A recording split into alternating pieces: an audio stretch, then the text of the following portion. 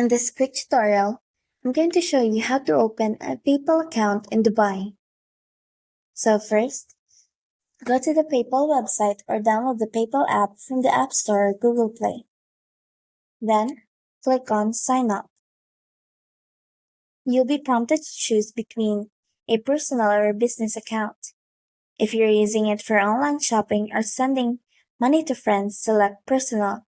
If you're a merchant or a business owner, choose Business. Next, enter your email address and create a strong password. Make sure to use an email you check regularly.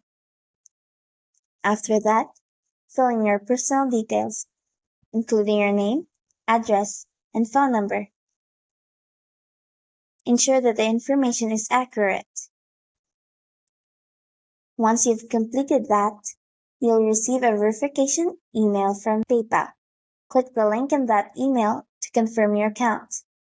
Now that your account is verified, it's time to link a bank account or a credit or debit card to your PayPal account. This will allow you to send and receive money easily. Follow the on-screen instructions to add your payment method.